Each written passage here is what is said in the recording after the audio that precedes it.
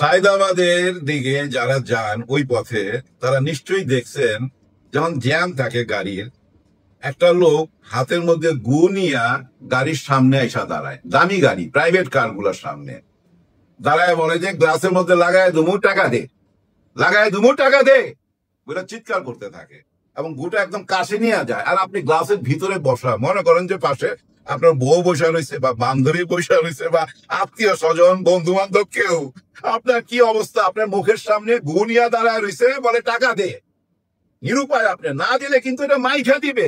আর ওইটা যদি মাইখা দেয়, দেখেন আপনি বাসা যাওয়ার আগ পর্যন্ত রাস্তা দিয়ে যত দূর যাইবেন খালি গন্ধ ছড়াইবে আর সবাই তাকায় থাকবে। এমন না যে টান দিয়ে চলে যাইবেন, রাস্তা তো জ্যাম, একটু একটু করে যাইতে হবে, কি বিপদ। তখন কি করে জানেন? গ্লাস খুইলা ওই 20 টাকার নোট একটা বাড়ায় দেখেন, না না না 20 টাকা না, 100 টাকা দে, লাগাই দিলাম, 100 টাকা দে। ওই 100 টাকা দিতে বাধ্য হয়, ওইটা নিয়ে চইলা যায়। এভাবেই তার পেট চলে। এখন দেখেন, এটা ধইরা কেউ পুলিশও দিতেছে না, এর উপরে কেউ আঘাতও করতেছে না। ওই গোয়ের জায়গায় যদি আপনি একটা পিস্তল ধরাইয়া দেন, ওই একই জিনিস, কিন্তু ওইটা 100 টাকা নিছে, ওইটা হয়তো ঘড়ি, মোবাইল, টাকা পয়সা যা আছে সবকিছু নিয়ে যাবে, জিনিস একই। কিন্তু কিন্তু পিস্তলটা হাতে দিলেই তাইসা তাকে পুলিশে ধরবে। এই বেটা, তুই বেআইনি অস্ত্র পাইলি কই? তার মানে তার কপালে জেল। আর ওই পিস্তলের জায়গায় গু বইলা কেউ তাকে ধরতে পারতেছে না, পুলিশও তার কাছে যাইতেছে না। দেখছেন চাঁদাবাজিটাকে কিভাবে বৈধ করে নিছে? এটা কি অবৈধ মনে হয়? অবৈধ হইলো তো পুলিশ ধরতো। এখন ওই গুয়ের কারণে কেউ তার কাছে যাইতে পারতেছে না, নিজেকে নিজে বৈধ করে নিছে। তেমনি অনেক যুক্তি দিয়া অনেকেই না নিজেকে বৈধ করে নিতেছে। হ্যাঁ, নিজের বয়ানটাকে বৈধ করার জন্য কি সুন্দর সুন্দর যুক্তি দিতেছে। যুক্তির মধ্যে কি জানেন?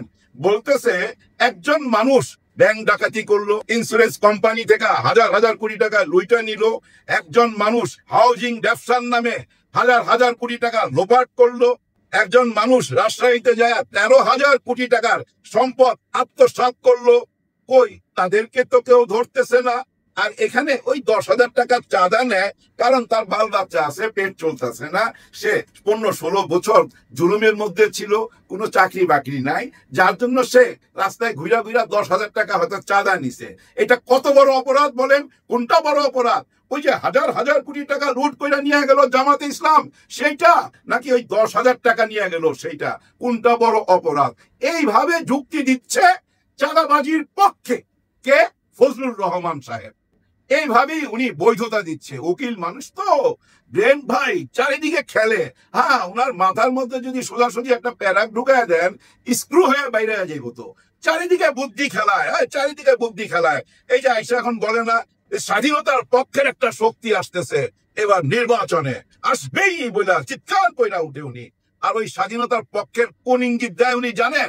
এটা ইঙ্গিত দেয় আওয়ামী লীগের। মুখ ফুইটা বলে না, আওয়ামী লীগের প্রতি ওনার ভালোবাসা আছে, কিন্তু এটা মুখ ফুইটা বলতে পারে না, কারণ 5ই আগস্টের পরে একটু সিচুয়েশনটা অন্যরকম না। কিন্তু ইনায়া বিনায়া কিন্তু ওই একই কথা বলে, স্বাধীনতার পক্ষের একটা শক্তি আসবেই এই দেশে। আপনি পারবেন ভাই, হ্যাঁ আপনি পারবেন। আপনি যেভাবে বৈধতা দিয়ে দিলেন 10,000 টাকার চাঁদাবাজি, এই কথাটা আপনি এই প্রথম না, কিন্তু অনেক আগেও একবার বলছিলেন। আজকে আবার লাল শার্ট পরে বলছেন। এই লাল শার্ট কিসের প্রতীক জানেন? আপনার মনের মধ্যে একটা আনন্দের ঢেউ খেলতেছে, আবেগের ফ্যাক্টরি চালু হয়ে গেছে আপনার ভিতরে। আপনি নিশ্চয়ই আবার কোনো গ্রিন সিগন্যাল পাইছেন। হ্যাঁ, ওই গ্রিন সিগন্যাল না পাইলে এইভাবে চাঁদাবাজিকে বৈধতা দিতেন না। আপনি নিজেও জানেন না কোন কথাটা আপনার নিজের জন্য লজ্জার, এটা আপনি নিজেও জানেন না। কোন কথাটা আপনার দলের জন্য লজ্জার, আপনি নিজেও জানেন না। কোন কথাটা তারেক রহমান সাহেবের জন্য লজ্জার, নিশ্চয়ই আপনি জানেন না। আপনার ওই আইকিউটা নাই। বর্তমান এই জেনারেশনকে আপনি বুঝতেই পারতেছেন না। বুঝবেন কেমনে? যেভাবে আপনি বান্দির পুত, ফকিন্নির পুত, রাজাকারের পুত বইলা বেড়ান বিভিন্ন চ্যানেলে চ্যানেলে ঘুরা, আপনি তো বুঝতেই পারতেছেন আপনার ডিমান্ড। হ্যাঁ, দেশে কত ডিমান্ড। আপনি জোর গলায় বলেন সিলেটে যাই আমি নির্বাচন করুন, ডাক্তার শফিকুর রহমান যেখানে দাঁড়াবে তার জায়গায় আমি যা দাঁড়াবো, তার সঙ্গে লড়াই করুন, আমি দেখায় দেবো বীর মুক্তিযোদ্ধা। এবং আপনি চান বিদেশে যত ভোটার আছে সব ভোট আপনাকে দিবে, ওনারা আপনার দিকে তাকায় আছে। হ্যাঁ, আপনার দিকে তাকায় আছে, আপনাদেরকে ভোট দিবে। ভাই বেরাদার যারা বিদেশে আছেন, আমাদের প্রবাসী ভাই বোনেরা, আপনাদের জন্য বিরাট সুখবর নিশ্চয়ই আপনারা পাইয়া গেছেন। তারপর আমার মুখ থেকে শুনেন, নির্বাচন কমিশনার বলছে আপনারা প্রবাসীরা প্রত্যেকেই ভোট দিতে পারবেন। প্রবাসে আমাদের 2 কোটি ভাই বোন বসবাস করে, এরকম একটা কথা আমি শুনছিলাম, সঠিক জানি না, ধৈরা নেই এর মধ্যে 1 কোটি ভোটার আছে, এটা ধৈরা নিলাম। আপনারা যদি সঠিক কেউ কিছু জানেন আমাকে একটু মন্তব্য করে জানাবেন, নেক্সট ভিডিওতে আমি ক্লিয়ার করুম। এই যে 1 কোটি ভোটার ধৈরা নিলাম, কিন্তু 1 কোটি ভোটার কাকে ভোট দিবে বলেন তো আপনারা? নিশ্চয়ই ওনাদের জন্য যারা লড়াই করছে, হ্যাঁ এই ভোটের জন্য লড়াই করতে হয়েছে, এই অধিকার আদায় করে দিল কে? জামাতে ইসলাম। হ্যাঁ জামাতে ইসলাম এর জন্য বিরাট বড় ফাইট দিছে। শুধু ফাইট দেয় না ভাই, একটা সুন্দর পরিকল্পনা কইরা এই সরকারকে বুঝাইতে সক্ষম হয়েছে। সরকার বলতে এই নির্বাচন কমিশনারকে বুঝাইতে সক্ষম হয়েছে এই পদ্ধতিতে যদি নির্বাচনটা করেন তাহলে আমরা বিদেশি ভোটগুলা নিতে পারি। ভাই ব্রাদার, বিদেশিরা তো আর বাংলাদেশে এসে ভোট দিবে না, দরকার কি? ওইখানে বৈশাই ভোট দিতে পারবে, কোন অ্যাপস এর মাধ্যমে কোন সিস্টেমে ভোট দিবে সবকিছুর একটা রোড ম্যাপ জামাত ইসলাম এই নির্বাচন কমিশনারকে দিছে, এবং সেটা গ্রহণযোগ্যতা পাওয়া গেছে, আপনারা ভোট দিতে পারবেন। এখন আপনাদের এই ভোটের বিরুদ্ধে কারা কথা বলছিল আপনাদের মনে আছে? ম্যাডাম পাপিয়া। ম্যাডাম পাপিয়া বলছিল কেন ওরা ভোট দিবে, কেন ওরা এই অধিকার পাবে? ওরা তো 16 বছর জেল জুলুম খাটে নাই, ওরা নিরাপদ জায়গা ছিল, বিদেশে ছিল। হায় আপা, আপনি এটা কি বললেন? ওদের অবদান ভুইলা গেলেন? ওদের অবদান ভুইলা গেলে হবে? যখন রেভিডেন্স শট ডাউন করে দিছিল তখন দেখেন নাই পলক আইসা মাফ চাইতেছিল, কানতেছিল? ওইটা কি পলক তার ইচ্ছায়? না না না, ওইটা ওই যে আওয়ামী লীগের আপা বইলা দিছে তাড়াতাড়ি মাফ চা, নাহলে সর্বনাশ হয়ে যাবে।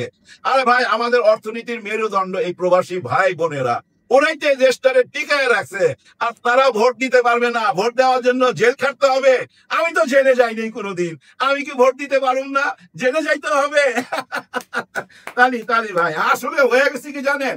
ওই যে প্রথম যেটা আলাপ করছিলাম, ওই যে হাতের মধ্যে নিয়ে গাড়ির সামনে দাঁড়ায় থাকা, গাড়ির সামনে দাঁড়ায় গেলে আপনি কি করবেন, কোন দিকে যাবেন? না পুলিশ কল করতে পারতেছেন, না বাঁচতে পারতেছেন, না ভাগতে পারতেছেন, জ্যামের মধ্যে আটকা গেছেন। তো তেমনি আমরাও না এই দেশের সবাই নিরহ মানুষগুলা এই জ্যামের মধ্যে আটকা গেছি।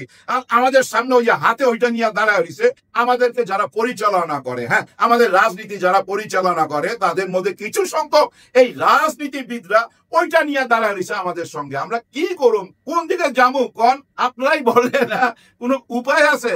এই যে দেখেন রঙিন ফারানা ম্যাডাম, উনি কিন্তু মাঝে মাঝে চরম সত্যি কথা বলে। হ্যাঁ উনি 2 রকম সত্যি কথা বলে। একরকম হলো আগে ভালো ছিলাম, হ্যাঁ হাসিনার আমলে ওনারা ভালো ছিল, এখন এমন অবস্থা হয়েছে যে উনি দিনেও বাইরে পারে না, হাসিনার আমলে উনি রাইতে বাইরে হইতে পারছে, এরকম একটা সত্যি কথা বলছে। আবার আরেকটা সত্যি কথা বলছে যে চাঁদাবাজি করে আমাদের দলের লোকেরাই। উনি নিজের দলের কথা বলছে, মানে বিএনপির কথা বলতেছে যে এরা চরম চাঁদাবাজি করতেছে, এদের জন্য দলের বদনাম হচ্ছে, এরকম কথা তো বলছে, তাই না? তবুও তো বলছে।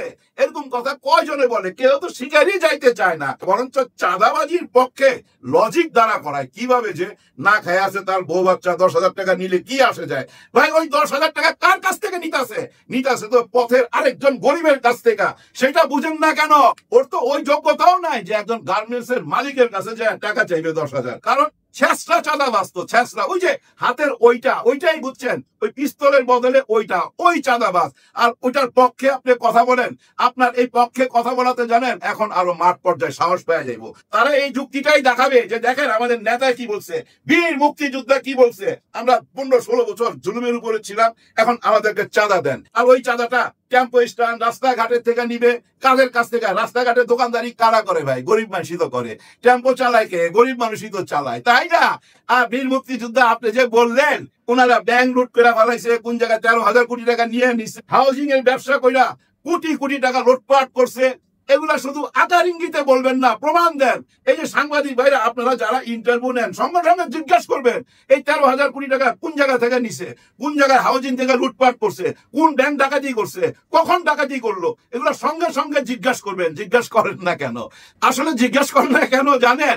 যে জিজ্ঞাসা করলে এই লোকটা তো আর আসবে না। হ্যাঁ ওনারা যদি এখন জিজ্ঞাসা করে তাহলে অপমান করা হয়ে যায় না? ওনারা যদি এখন জিজ্ঞাসা করে, ওনারা যদি ধরে যে আপনাকে প্রমাণ করতে হবে কোন জায়গা থেকে নিছে, তাহলে তো বেশ দিতে হবে। কারণ উনি তো প্রমাণ দিতে পারবে না, প্রমাণ দিতে পারবে না। ওনাকে কেউ শিখাই দিছে, কোথাও শুনছে, ওইটাই এইসব বলতেছে। তবু আমি ওনার কথা ফেলে দিব না। হ্যাঁ ওনার এই কথাগুলা আপনারা যারা সাংবাদিক আছেন, বিশেষ করে আমার দেশ পত্রিকা, আপনারা একটু তদন্ত করেন তো। ওনার একটা সাক্ষাৎকার নেন, ওনার এই সাক্ষাৎকার নিয়ে উনি কার কার নামে এই অভিযোগগুলো করলো এবং কারা কারা এই টাকা পয়সাগুলো লুট করলো, সমস্ত কিছুর একটা অনুসন্ধান চালান। চালান ভাই, ক্লিয়ার করেন আমাদেরকে ক্লিয়ার করতে হবে। উনি এভাবে চ্যানেলে ঘুরে ঘুরে শুধু অভিযোগ করবে, অভিযোগ প্রমাণ করবে না, সেটা তো হয় না। সেটা হইতে দিবেন কেন? সেটা হইতে দেওয়া উচিত হবে না। অবশ্য আমি বলতেছি উচিত হবে না, কিন্তু জামাত ইসলাম, ছাত্র শিবির এইসবের কোনো প্রতিবাদ করবে না। কারণ কি জানেন, ওনারা একটা জিনিস বুঝা ফেলাইছে যে এরা যা কিছু বলবে ওরা তো চোরাবালিতে দাঁড়াই বলতেছে। হ্যাঁ, চোরাবালির উপরে দাঁড়ায় আছে, কিন্তু ওইখানে দাঁড়াই বলতেছে। আর যত কথা বলবে ততই নড়াচড়া হবে, ততই তলের দিকে যাবে, ততই বদনাম ছড়াবে।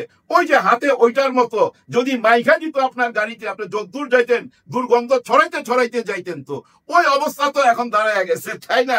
যার জন্য ওনারা প্রতিবাদ করে না, কোন রকম অভিযোগ করে না, প্রমাণও চায় না, যে ওরা বলতে থাকুক। ওরা এটা যত বলবে তত ওদের নিজেদের ক্ষতি হবে। দেখেন, গত 14 মাসে আমরা ভাবছিলাম আওয়ামী লীগ 2 বার একেবারে দুর্গন্ধ ছড়ায় যাবে।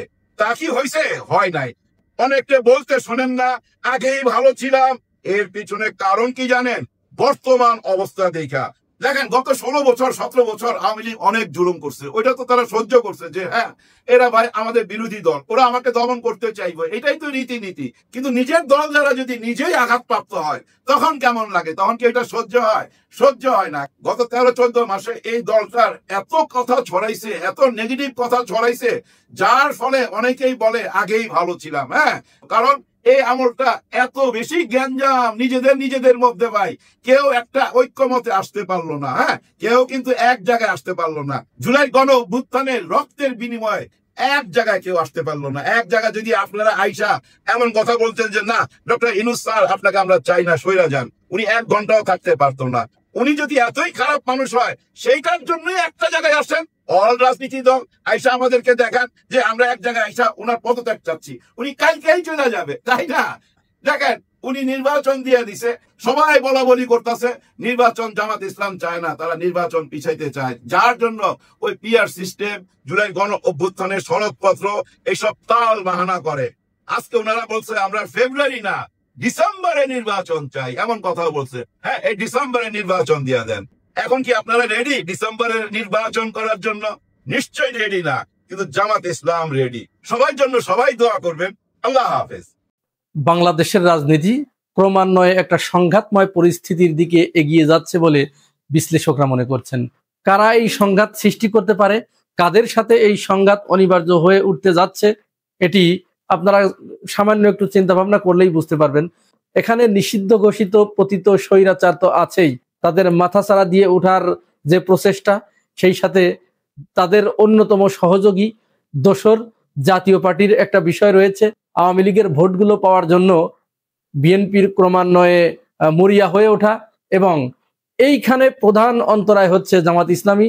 সুতরাং এই জামাত ইসলামীকে ঠেকাতে গিয়ে বিএনপি এমন কিছু কৌশল অবলম্বন করেছে এবং এমন কিছু পদ্ধতিতে সামনে হাঁটছে, যে পদ্ধতিতে আগামী দিনে ইতিমধ্যে কিছু কিছু আলামত শুরু হয়ে গেছে। অদূর ভবিষ্যতে জামাত ইসলামকে ঠেকাতে বিএনপির গৃহীত যে পদক্ষেপ, সেটি ক্রমান্বয়ে জামাতের সাথে বিএনপির একটা অনিবার্য সংঘাতের দিকে যাচ্ছে বলে আমাদের কাছে মনে হচ্ছে। দলিল সহ আমি এই বিষয়টি আপনাদেরকে একটু বলবো। তার আগে একটা বিষয় আপনাদেরকে একটু দৃষ্টিপাত করতে চাই, একটু আলোকপাত করতে চাই। আপনারা জানেন যে আমেরিকায় গিয়ে জামাত ইসলামের নায়েবে আমির ডক্টর আব্দুল্লাহ মোহাম্মদ তাহের, তিনি একটি বক্তব্য দিয়েছিলেন ভারতকে কেন্দ্র করে। আমি আমার আগের ভিডিওতে বলেছিলাম জামাত নেতার এই বক্তব্যে অবশ্যই ভারতের পুচ্ছে আগুন ধরবে, এবং তারা তাদের পুচ্ছে যখন আগুন লেগেছে তারা এটিকে নিয়ে জল ঘোলা করার প্রচেষ্টায় তারা রত হবে। ঠিক তাই হয়েছে। সেখানকার এনডিটিভি সহ আজ তক বাংলা এবং আরো যে সমস্ত চ্যানেলগুলো আছে, এই চ্যানেলগুলোতে জামাত ইসলামকে নিয়ে এমন গভীর উদ্বেগ তারা প্রকাশ করছে, এবং ভারতের জনগণের ভিতরে তারা এই ঘৃণা ছড়িয়ে দিচ্ছে যে জামাত ইসলাম সেখানে ক্ষমতায় আসলে জঙ্গিবাদের উত্থান হবে, তারা জঙ্গি, তারা ইত্যাদি ইত্যাদি এই ন্যারেটিভ গুলো বর্ণনা করে এক কথায় পুরা ইন্ডিয়ার গণমাধ্যমগুলো বাংলাদেশের বিপক্ষে এখন উঠে পড়ে লেগেছে জামাত নেতার একটি বক্তব্যে। কেন ভাই, তোমরা কি এই কাজগুলো করো নাই? তোমরা বিগত 17 বছর ধরে বাংলাদেশের মানুষের মতামতের তোয়াক্কা না করে অবৈধ সুবিধা পাওয়ার লোভে বাংলাদেশকে তোমাদের একটি করদ রাজ্যে পরিণত করার জন্য, বাংলাদেশকে তোমাদের একটি উপনিবেশ বানানোর জন্য তোমাদের সরকার এই দেশের মানুষের উপরে তার পুতুলকে চাপিয়ে দিয়ে যে অত্যাচার করেছে দেশের মানুষের উপরে, সেটি কি দেশের মানুষ ভুলে যাবে? সুতরাং একটা রাষ্ট্রকে তোমরা যে পর্যায়ে নিয়ে গেছো তার ফিডব্যাক পাইতে হবে না? ফিডব্যাক তো পাইতে হবে। তো ফিডব্যাক পেলে এখন তোমাদের অন্তরটা এত জ্বলে যায়, আমাদের অন্তর কি জ্বলতো না? তোমাদের অন্তর আছে, আমাদের কি অন্তর নাই? এই বাংলাদেশের মানুষের মন নাই? তাদের কি চাওয়া পাওয়া নাই? তাদের আশা আকাঙ্ক্ষা নাই? নাকি যত চাওয়া পাওয়া তোমরাই সব, যত মানুষ, আর পৃথিবীর অন্য কেউ মানুষ না? এই অঞ্চলে যারা বসবাস করে এরা গরু ছাগল নাকি? এরকম মনে হয়? সুতরাং জামাত নেতা তিনি যে বক্তব্য দিয়েছেন, অ্যাকুরেট বক্তব্য দিয়েছেন, একেবারে বাংলাদেশের মানুষের মনের কথা বলেছে। আর এই কথা যে তিনি বলেছেন, এই বক্তব্য যে তিনি দিয়েছেন, এটি তো তোমরা শুধরানোর পরিবর্তে শয়তানিটা আরো ক্রমান্বয়ে উস্কে দিচ্ছ। তাহলে তোমাদের তো মূলত কিছুই চেঞ্জ হয়নি। তো তোমাদের দিকে মানুষ তাকায় থাকবে, বাংলাদেশের মানুষ তোমাদের দেখে আদাব আদাব করবে, নমো নমন করবে, এমনটি ভাবার তো কোনো কারণ নাই। আবার দেখলাম যে আমাদের রিজভী ভাইও জামাত নেতার ওই বক্তব্যের সমালোচনা করেছেন। আসলে রিজভী ভাইরা কোন বিষয় নিয়ে কথা বলতে হবে, জামাতের সমালোচনা করতে হবে, এখনো তারা এই বিষয়টি স্থির করতে পারে নাই। যার কারণে যেটা বললে জনসমর্থন, জামাত তো এখানে একটা টেক্কা মেরেছে। জামাত কিন্তু এই বক্তব্য দিয়ে বাংলাদেশের মানুষের প্রায় 90% মানুষের মনের কথা তিনি বলেছেন। 90% মানুষের মনের কথা যখন তিনি বলেছেন, তখন তো মানুষের কাছে জামাত আরো বেশি গ্রহণীয় হয়ে গেছে। আর রিজভী ভাই যখন জামাত নেতার এই বক্তব্যকে কাউন্টার দিতে গেছে, তাকে সমালোচনার বানে বিদ্ধ করেছে, তখনই তো মানুষ রিজভী ভাইদের সম্পর্কে আরো বেশি ধারণা হয়ে গেছেন। না, এরা তো মুখে যা বলছে যে ভারতের সাথে সম্পর্ক ভালো রাখতে হবে, আওয়ামী লীগকে নির্বাচনে আনতে হবে, জাতীয় পার্টিকে নির্বাচনে আনতে হবে, তাহলে তো এরা মূলত তাহলে ওই দিকেই চলে গেছে। তাহলে কি হলো? ইমেজটা কি ক্ষুণ্ণ হলো না? রিজভী ভাই, ইমেজটা কি ক্ষুণ্ণ হলো কিনা? যাই হোক, এখন চলুন আমরা আসি বিএনপি কিভাবে জামাতকে ঠেকাতে মরিয়া হয়ে উঠেছে।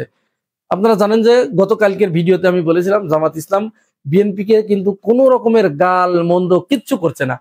বিএনপি প্রতিনিয়ত জামাত নেতা কর্মীদেরকে স্বাধীনতা বিরোধী, রাজাকার, ধর্ম ব্যবসায়ী, মুনাফেক, বেঈমান ইত্যাদি ইত্যাদি, আপনারা যারা খবর শোনেন তারা কিন্তু প্রতিনিয়ত এগুলো শুনছেন, আমরাও শুনছি যে প্রতিনিয়ত তাদেরকে এই ধরনের বাক্য বানিয়ে জর্জরিত করছে। কিন্তু তার বিপরীতে আমরা জামাতের কাছ থেকে বিএনপির ওই ধরনের কোনো শব্দ শুনি নাই। বিএনপিকে তারা ঠিক ওই তির্যক বাক্য ছুড়ে দিচ্ছে এরকম আমরা শুনি নাই। জামাত কিন্তু এখানে প্রচন্ড ইতিবাচক রাজনীতি করছে।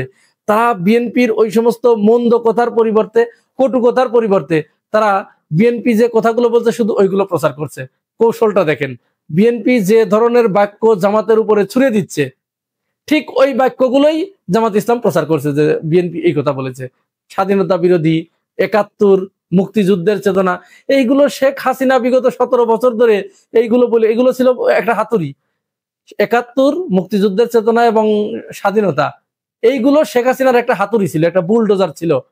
এই বুলডোজার দিয়ে শেখ হাসিনা বাংলাদেশের মানুষের উপরে 17 বছর ধরে মানুষের বুকের উপর দিয়ে চালিয়ে গেছে। সেই জিনিস, নতুন কোনো বক্তব্য নাই, নতুন কোনো ন্যারেটিভ নাই।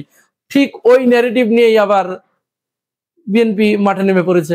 তো শেখ হাসিনা যেটা বলে ব্যর্থ হয়েছে আওয়ামী লীগের মতো একটা দল, বিএনপি তো সেই আওয়ামী লীগের কাছে একটা সানাপোনা। তাহলে বিএনপি এইটা দিয়ে সফল হবে এটা ভাবার তো কোনো সুযোগ নাই। জামাত ইসলাম কি করছে? ওই বক্তব্যগুলো জনগণের সামনে দিয়ে দিচ্ছে, জেনজিদের সামনে দিয়ে দিচ্ছে যে দেখো, আমরা ভারত বিরোধিতা করেছি, শেখ হাসিনার বিরোধিতা করেছি, বিএনপি এটা আমাদের সমালোচনা করছে, একদম মানুষের সামনে দিয়ে দিচ্ছে। অপরদিকে বিএনপি জামাত ইসলামকে কি বলছে? যে এরা আওয়ামী লীগের ভোটগুলো পাচ্ছে, আওয়ামী লীগের ভোট পাওয়ার জন্য এ করছে সে করছে, আওয়ামী লীগ এবং জাতীয় পার্টি মাঠে না থাকার কারণে জামাত সুবিধা নিচ্ছে, এই কথাগুলো যখন বলছে, অপরদিকে আওয়ামী লীগের ভোট পাওয়ার জন্য বিএনপি মরিয়া হয়ে উঠেছে। মূলত তো বিএনপি এই বক্তব্যগুলো দিচ্ছে আওয়ামী লীগের ভোটগুলো যাতে সে পায়, এই জন্য এবং বারবার বলছে আমরা আওয়ামী লীগকে নিষিদ্ধ করার পক্ষে নই, কোন রাজনৈতিক দল নিষিদ্ধের পক্ষে আমরা নই, তার মানে ভোট পেতে হবে। ওইটা বললে যে আওয়ামী লীগের ভোটগুলো পাবে না, ওই ভোটগুলো পাওয়ার জন্য তারা এই ধরনের কথাগুলো বলছে। আর এই কথাগুলোই জামাত ইসলাম কি করছে? তাদের কোনরূপ গালমন্দ না করে তাদেরকে অন্য কিছু না বলে এই কথাগুলো মানুষের ভিতরে ছড়াই দিচ্ছে। আর কি করছে, আওয়ামী লীগ যাওয়ার পরে 100% যে চাঁদাবাজি হতো 95% বিএনপি দখল করে নিয়েছে। ঠিক ওই জায়গাগুলো 95 ভাগ, ক্ষমতায় আসলে 100 পার হয়ে যাবে, 105-10 ভাগ হয়ে যাবে। এই জিনিসগুলো যেখানে যেখানে চাঁদাবাজি করছে, এই জিনিসগুলো জামাত ইসলাম মানুষের ভিতরে ছড়াই দিচ্ছে। এতেই বিএনপির ফিল্ড ক্রমান্বয়ে নিচের দিকে যাচ্ছে, তাদের জনসমর্থন জ্যামিতিক হারে নিচের দিকে নেমে যাচ্ছে। এরপরে বিএনপি জামাতকে ঠেকানোর জন্য, জামাতের যে মহিলা কর্মীগুলো আছে তাদেরকে ঠেকানোর জন্য বিএনপি যে কৌশল নিল, মহিলাদেরকে মাঠে নামিয়ে দিল, তাদের মহিলা বিভাগকে। এখন এই মহিলা বিভাগকে মাঠে নামানোর পরে তারা যে সমস্ত বক্তব্য মাঠে ময়দানে দেয়া শুরু করেছে, এতে আমি জানি না বিএনপির কতটুকু লাভ হবে এই কাজ করে। মানে আপনি যদি সবসময় একটা দলকে আক্রমণাত্মক ভাবে, আপনিও আক্রমণ করছেন, আপনার মহিলা দলকে লাগিয়েছেন, মাঠে নামিয়েছেন, তারাও আক্রমণাত্মক ভঙ্গিতে বক্তব্য দিচ্ছে, জামাতকে খুব কঠোর ভাষায় আক্রমণ করছে। তো এইটা করলে পরে তো তাহলে আপনার তো হিতে বিপরীত হবে। এরকমই জামাত ইসলামের এক জায়গায় মহিলা সমাবেশ হচ্ছিল একটা জায়গায়, বিএনপির নেতা কর্মীরা যে সেখানে হামলা করেছে, বেশ কয়েকটা হামলার ঘটনা ঘটেছে, বিএনপির লোকজন সেখানে গিয়ে হামলা করছে। আর এমনিতে তো জামাত ইসলামকে মুনাফেক বা ইত্যাদি ইত্যাদি তো বলেই বেড়াচ্ছে।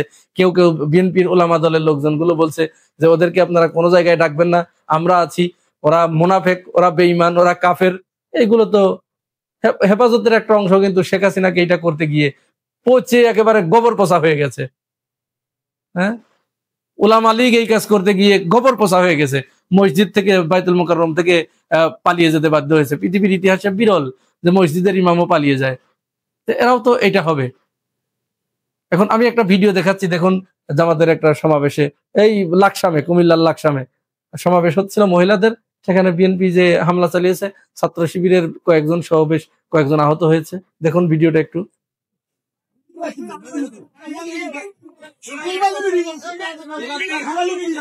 যে জামাত ইসলাম কোন ইসলামিক দল, আমরা এটাকে পরিহার করবো এবং অগ্রণী ভূমিকা আমরাই পালন করবো। আপনারা আমাদেরকে অনুপ্রেরণা দেবে।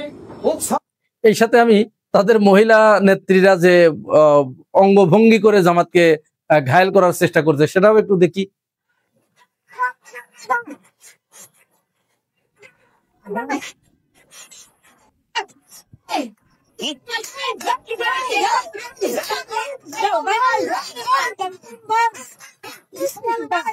তো এইগুলো দেখে আমাদের কাছে মনে হচ্ছে রাজনীতি ক্রমান্বয়ে একটা সংঘাতের দিকে চলে যাচ্ছে এবং জামাতকে ঠেকাতে বিএনপি একটা সংঘাতের পথই বেছে নিয়েছে। এখন জামাত যদি এগুলোর ওইভাবে জবাব দিতে যায় তাহলে তো সংঘাত অনিবার্য। তবে আমরা জামাতের কাছে আমাদের অনুরোধ থাকবে, যেভাবেই আপনাদেরকে প্ররোচিত করার চেষ্টা করা হোক না কেন, আপনারা যেভাবে ধৈর্য ধরে আছেন এইভাবে ধৈর্যের পরিচয় দিন। আর সর্বশেষ, এত খারাপ সংবাদের ভিতরেও একটা ভালো সংবাদ দিয়ে শেষ করব।